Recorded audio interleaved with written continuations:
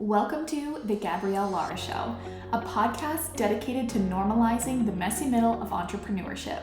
I am your host, Gabrielle Lara, and I invite entrepreneurs from all walks of life onto this podcast to share what they navigated to get from where they were to where they are now.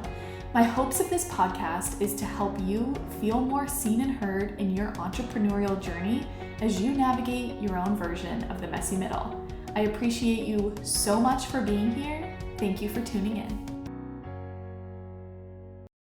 Welcome back to another episode of the Gabrielle Lara Show, where I bring entrepreneurs from all walks of life onto the show to walk you guys through the messy middle that they've experienced to hopefully help you feel more seen and heard as you navigate it in your journey. So I have a very special guest today. She is a friend of mine and a client.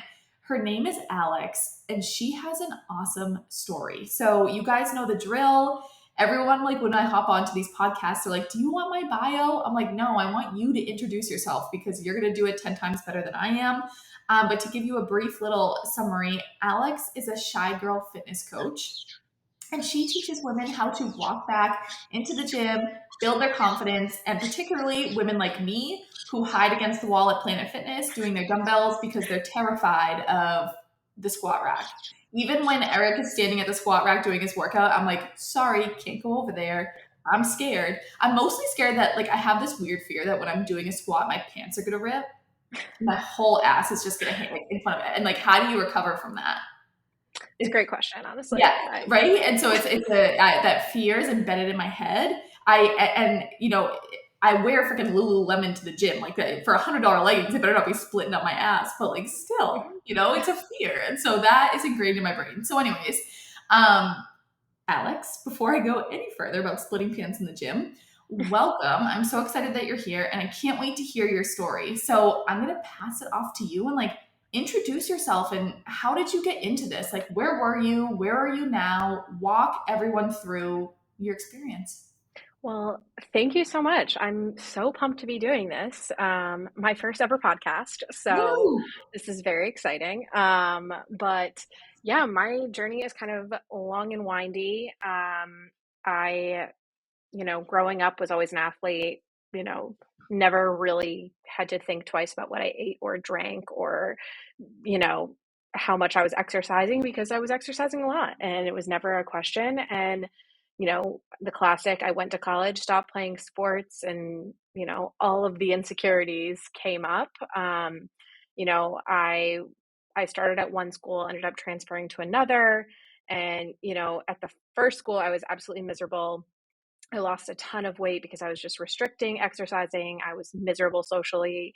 So, I've kind of been on that end of the spectrum. And then I transferred schools and was super happy, but ended up gaining a bunch of weight because I was partying and not exercising, and then ended up battling with some mental health issues in college and gained about 60 to 75 pounds.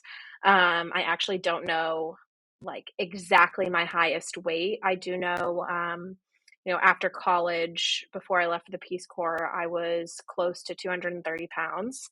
And at that point, I was just 100% relying on food to cope with every insecurity in my life. I lost some weight while I was in the Peace Corps, ended up coming home also. That was a lot to do with security issues, but a lot of it stemmed from anxiety over those security issues. So my mental health and my physical health have always been hand in hand. It's never been a separate thing for me.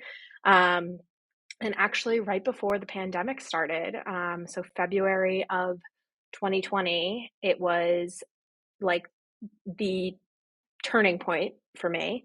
I had the worst panic attack of my entire life. I was driving back to my apartment. I had just actually come from my OBGYN where I had a great appointment, loved my OBGYN, and it was actually great.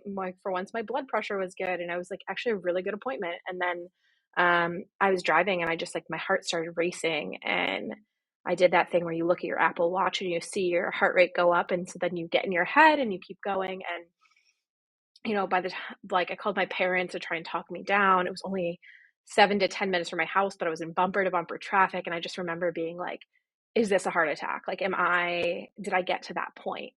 Um, but luckily my parents like talked me down and I realized it was all in my head, but I just remember collapsing. Like I got home, collapsed on my bathroom floor and just sobbed. Like, like how did I get here? How did I let my health anxiety get so bad? How did like, all I could think about was like, you've gained all this weight. Like, what if you have some underlying medical condition and you don't know because there's some lump hidden underneath your fat and like all this stuff? Like, I would spiral constantly.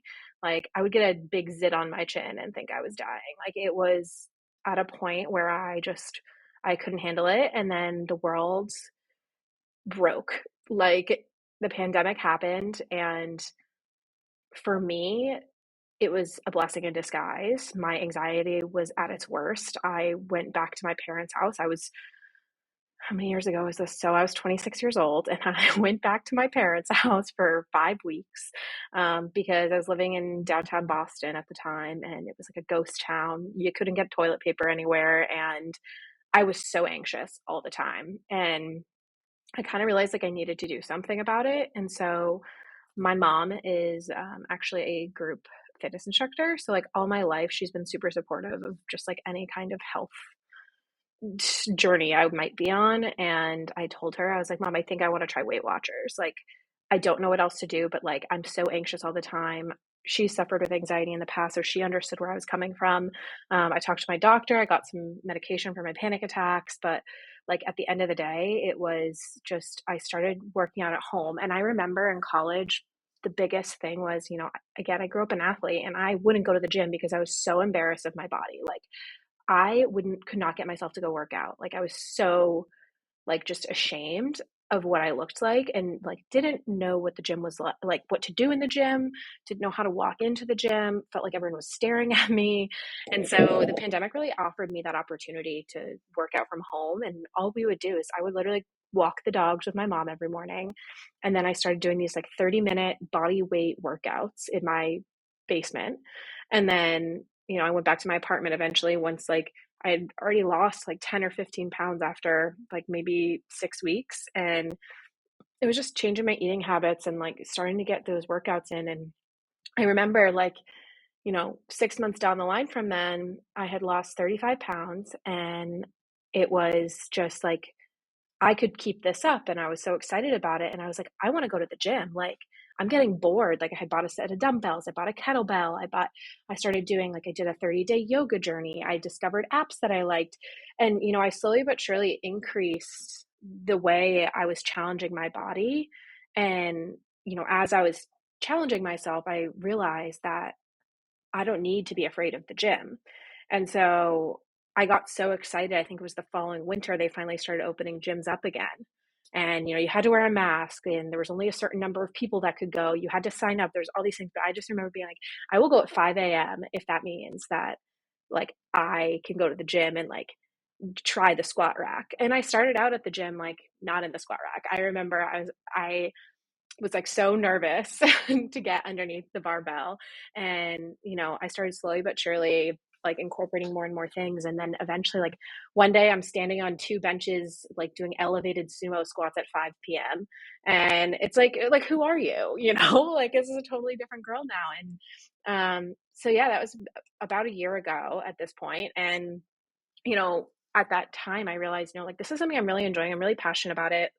I think so many women in particular can end up in the same situation as me where, you go through a lifestyle change, like coming out of college or like into young adulthood, you're busy, like creating a career, you're busy establishing your life and, you know, you don't prioritize yourself necessarily. And so I decided to pursue a personal training certificate so that I would be qualified in coaching other women to do what I did, and to teach them, that you don't have to be like hiding in a corner. But that doesn't mean you have to jump right in either. It's so easy for people to say like, oh, well, just go do it. Like no one's paying attention to you. And, that's not necessarily the case. Like I get it. Like you can still have those fears. So, I developed kind of my programs to help teach women how to slowly but surely like ease into that and how to develop those healthy habits. And, consistency is definitely something I really emphasize, and really focusing on building those routines and falling in love with those routines more so than just the results, because I Mhm. always feel better when I'm like consistently going through. So I yeah, love that. I feel like that was a lot, but I know it's so funny because everyone always says that. They're like, "Was that too much?" I'm like, "No, I have 4,000 questions, so we're just scratching the surface here." But you know, how, like, just obviously I've heard your story before, but hearing it again, the question that's always in my mind is like, how did you get in the car, drive yourself to the gym, and just like put one foot in front of the other to walk in again? Like, how did you get to that point? Because I know there's so many women out there who, I'm on TikTok, and for some reason I'm on mom TikTok, and I'm not a human mother, but I enjoy watching it. And I hear it's, so many are like, I don't recognize myself anymore. And it's, my heart goes out to them so much. So I think that like, I think of them in these situations that keeps popping into my brain, and people who just feel like they've kind of lost themselves. Like, how do you get to the point where you literally physically walk into the gym again, just one foot in front of the other? you know, it's a great question, and honestly such a fair point, because like I said, in college, like if I did go to the gym, like Lord knows I wasn't leaving the treadmill. Mhm. I was a cardio bunny for sure. Yep. Um, but I think starting at home and just getting yourself familiar with the movements and like Mm, really easing in, and that's kind of what I emphasize with my programs, is like those first 4 weeks, like take your time with it. Start with walks, and then maybe add in some yoga, or add in like a 15-minute body weight workout. And then, once you feel good with those movements and those circuits, we can start to add in some dumbbells. And like if you have dumbbells at home, great, we can practice at home first before, maybe then you feel confident to go to Planet Fitness and hide in the corner with your dumbbells. right, Like right. that's, I mean, half the time, even if I don't have time for a full workout, my Shy Girl workouts are like my go-to, because they're so much quicker, because you're just like, okay, I have my set of dumbbells. I don't have to move around the gym to find my pieces of equipment. I don't have to wait for anybody to be done with the equipment. So, it has benefits outside of just being, Mhm. a Shy Girl workout. It's like, I can also do this very quickly when I don't have a lot of time. And then from there, you just, start using the weighted machines, and then start using the Smith machine. And then eventually you're using a free barbell, and you're just like, you know what? If my pants rip, I'll tie a sweatshirt around my waist and I'll move on. I would cry. I'd be like, somebody come save me, please. But right, it's like you get to the point where like that's your confidence level, that it's just like no fucks almost. That's Facts. it. It's just like that's That's it. I'm here. I'm doing my thing, and like this is for me. And so like for the people who are like petrified of like, what would you suggest is just like the number one thing that they should focus on, of like being in the gym, and just like they're scared of like people judging them, they're scared that they're not doing the weights correctly, I'm asking this for a friend, definitely not for myself. What would you say, what would you suggest to them, of just like going in there and doing it and like owning it? So I think there's a couple of things. I think the first is like going in and having a plan. Like Yeah. have a list of what you're going to do. And I think that's one thing that for me was always really helpful with, creating workout plans for people, is I discovered that like if you're watching somebody do the movements, then you can mirror those, and like your form is right. And just because the gym bro is like slamming weights so quickly, it doesn't mean Mhm. that's what you should do. Like slow and controlled movements are actually usually better. So try not to pay attention to other people, and find something to follow, find a routine, whether that's an app. I mean, like with my coaching, I use an app, so like every exercise you have, there's a video linked to it, so that if you Mhm. want to check your form, like you can immediately see it. And like so many apps exist like that, that have a video template. I know when I first started, one app that I really loved was the Alive by Whitney Simmons app, because she like really Mhm. takes you through, like she's doing the exercise as you are, which is nice. Yeah. And so, you know, like being able to understand the form is one thing, but also just like have the confidence. I mean, it's you're bettering you. People aren't paying attention to you. I know everyone says that, but like Mhm. put a hat on, put your Yeah. favorite music in your ears. Like my favorite go-to, like do not speak to me at the gym move, is to put a hat on. And like and if you're feeling uncomfortable even from that, put a mask on. It's Yeah. totally acceptable these times. Like people can't even see your face if you have a hat and a mask on. So like they don't even know who you are. And I think like just whenever you're feeling insecure, like you just have to think about the fact that every single person in that building is there to better themselves. Like no one goes to the gym for any other reason besides to better themselves. So you just have to focus on that and keep focusing on it. Otherwise, you're going to get in your own head about it. Like you're just going to feel like this never ending cycle. Oh, that's such good advice. I love like just like put on a mask. Like you can 100% do that. Like you can Hmm. get away with that for sure. And just like Yep. then nobody can really see you. Um, so how did you go from just like not really going to the gym to now like going at 5:30 in the morning and like having your gym routine? How did you get to the point? And I love what you said too. It's like fall in love with the routine, not so much the result. Hmm. How did you get to that point? I think what I discovered is that when I'm doing something consistently, it's a trickle down effect in my life. So, you know, every time I leave the gym, like I never, like no matter how much I don't want to do a workout before I go, it's like I never leave the gym feeling worse than when I got there. Like it does not Mhm. happen. Yeah. So I try to remember that every single time. And then I also, when I do feel that way, I remind myself of like, this is the reward. So, what I teach my clients is there's a habit loop. And so basically all habits are made up of three things. It's a cue, a routine, and a reward. And so for me, I was breaking the cycle of emotional eating was like one of my biggest things I struggled with is like I leaned on food when I was stressed, when I was sad, like I felt an emotion, food. And the reward was you get that dopamine spike in your brain, like that gives you happiness. And so then it reinforces that and that pathway continues. And so you can't get rid of a habit. Like you can't just like be like, okay, I'm just not going to do it anymore. You have to change it. And it takes repetition. It takes time, it takes consistency. And so, oh my God, I'm looking over my shoulder and I see my dog. um, You guys are watching this on YouTube. You can see him too. um, but yeah, so my cue would become like if I felt an emotion like stress or anxiety or something, I would start just going for a walk. And when I would go for a walk and I would like listen to my podcast or I'd listen to an audiobook or whatever, my favorite album. And then my reward would still be that dopamine spike. So I'd still get that same feeling. And then over time, the more you can repeat that, and like, yeah, it does take a few weeks, sometimes a few months to like really develop those habits. But once you do, like, it's so much easier than like falling back into bed in the morning or, reaching for that box of cookies. It's so much easier. So for me, when I was trying to develop that gym routine, it was okay, like after the gym, I get that dopamine spike. So I have to like remember it. And then I would reward myself. So, the reward is the dopamine spike, but at the beginning, when you're not like, when your habit's not as ingrained, you know, having a tangible reward. So after doing my routine of the gym for 1 week, I would get myself a small reward. So I would do like a face mask or, something self care. I'd get myself a new book. I love reading. So like I'd get myself a new book. And then after 3 weeks of doing, the old adage of like 21 days to form a habit. After 3 weeks, I would get myself like a bigger reward. So like a cute new workout set or like I don't know, like something I've been wanting for a little while, like maybe a new skincare product or a new type of makeup or something that I was like wanting to try. And then like if I still felt like I needed to like reinforce that habit, I would do that same cycle again. So like a reward after 1 week and then 3 weeks.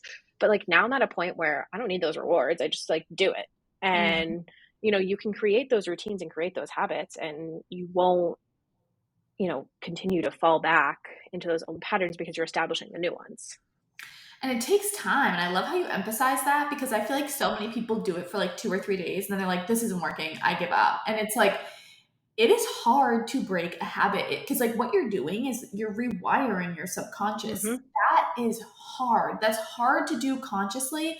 I've done hypnotherapy a few times and like the things that I've done in hypnotherapy, like it would take me years to Yeah, do consciously. And it's like, if you're not going that deep with it and you're like consciously rewiring your subconscious, it takes time. And absolutely. I think like the big theme of just like my gut was going off. You guys know how I am with my intuition here is like, it's just like, it shows how much respect you have for yourself.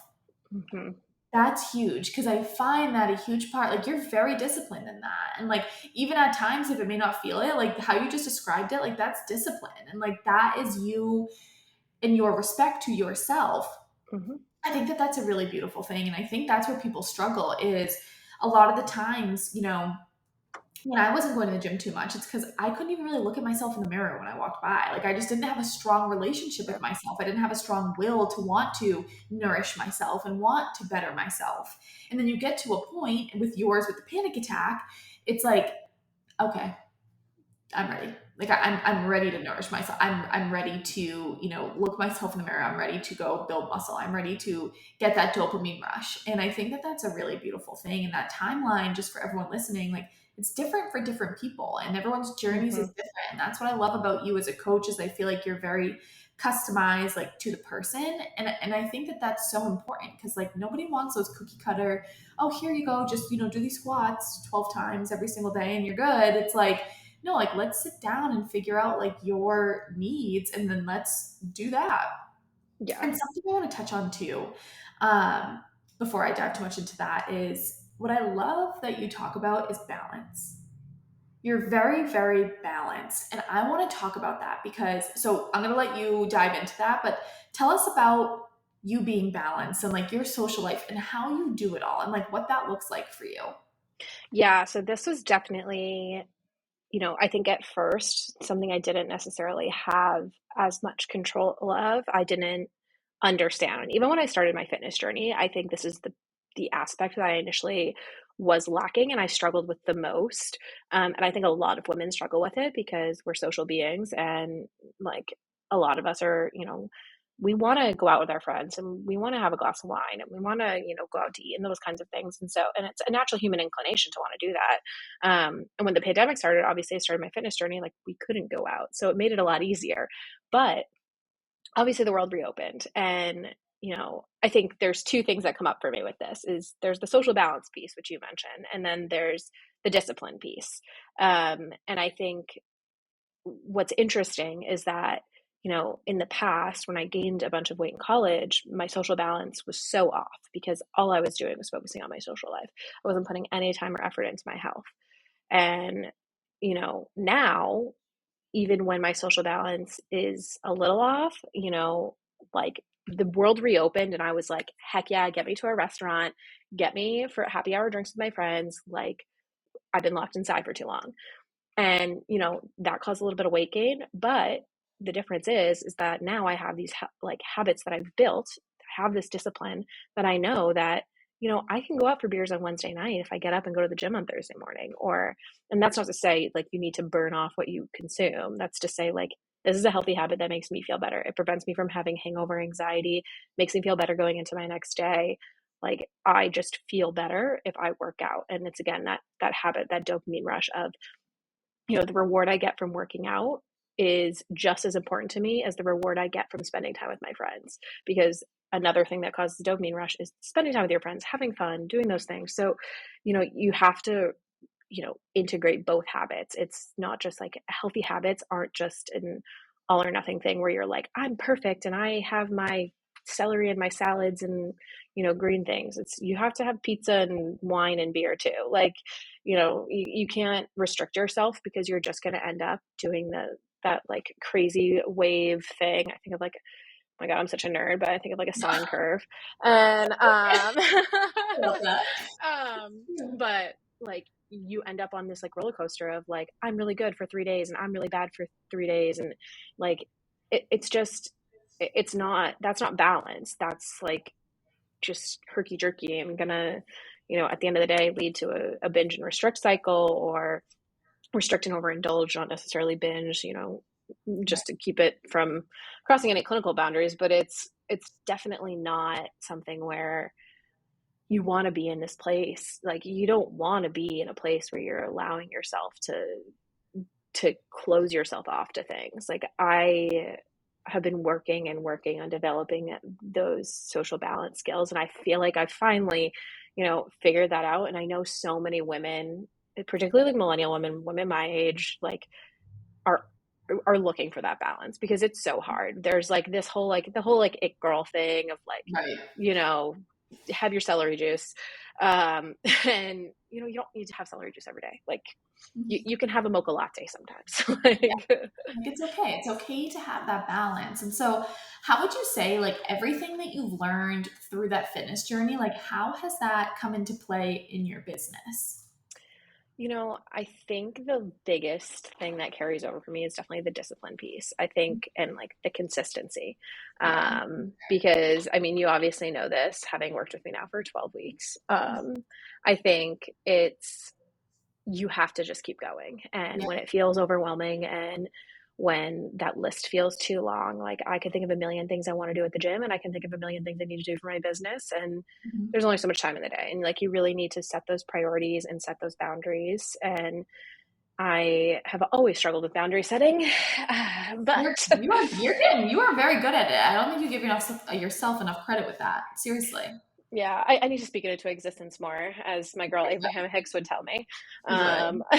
And 100%. so, and so, yeah, I think boundary setting and like the discipline consistency factor is definitely like the number one thing that carry over for me in both settings. Yeah, because that's a skill like that you learn for a lifetime. And I think that's really important to for people to just know in general, like in your fitness routine, you learn discipline, you take that with you in your work, in your home, like all of Hmm. that. And I think that's really important to hit home with. So I have two questions left that I want to ask you. So number one is, what is one thing that you wish you could go back and tell yourself at the start of your business? Ooh, I think I wish I like could just like reaffirm myself that like it feels overwhelming, but it's not. Like, Mm, like you're going to get it done and you're so capable of it. That, and I have two things, because I also would say like, you know, accept it, like enter into it with acceptance and know that like you are deserving of the success and like you can do this. It's not, everyone talks about entrepreneurship and it's like, it's so hard and, and it is hard. It's a lot of work and like you have to be passionate about it, but like it's also like you have to speak into existence. Like you can do this. Like you don't, like you shouldn't tell yourself you can't do it because it's not going to help you. you're fully capable. Like you're fully capable. And like Hmm. it's not for the faint of heart because, and I always say it's not because of like, for me, for example, it's like not so much the long nights and the early mornings, it's the healing. Yeah. That could be a whole other episode. Dare I It's even so say that word? emotional. Right. The healing journey of it. And like I laugh now, but like it's a lot. It's a Hmm. lot because you really have to face yourself in the mirror. And I'm sure that with your fitness journey, it's been the same way. And so it's like, Absolutely. you've had it all across the board. And I think that that's just such a powerful thing. So I thank you so much for joining me today. And how can everyone hang out with you? Like your TikToks are the best. I love like your stories. Tell people where they can hang out with you. And guys, I'm going to put everything in the show notes for you to click on and just press follow. Yeah, so I'm Brightly Balanced Alex on Instagram and TikTok. TikTok I'm new at, so I'm getting better. But Gabby knows I recently chronicled a wedding I attended. It was pretty entertaining. So give me a follow on TikTok if you're interested. And then my website is brightlybalancedalex.com. I have a blog on there where I do post some educational content. And I also have a Facebook group, which is also, if you think if you search Brightly Balanced Alex, it should come up. I believe that's the Yeah. slug. And then how can people work with you too? Um, so presently, right now, I have my one-to-one coaching program open, which is a 12-week program where we go from shy girl to confident, badass girl in the gym. Oh yeah. And, we really it's really customized nutrition, fitness, focused on where you are, meeting you where you are, and getting you to where you want to be. Mhm. And also tackling, that sustainability, those habits, and that social balance that is so key. So that is my main program right now, but I do have a couple other things in the pipeline. So hopefully I can share more about that in the future. Yes, absolutely. And I just to emphasize that program too for anyone who's curious working with Alex, like she said it there, but it's so customized to where you are in your journey. And I just think like that's the new trend in the coaching business, or that should be the standard in the coaching business, where it's just very customized, like you and your individual needs. And Mm-hmm. I love the social balance part. So that is huge. And thank you so much for joining me, Alex. Seriously. Thank you so much. This was so great. Did you enjoy today's episode? If so, I would be super appreciative if you left a review and a rating and shared this with a friend so that I can continue to bring you value every single week. I'll see you next time.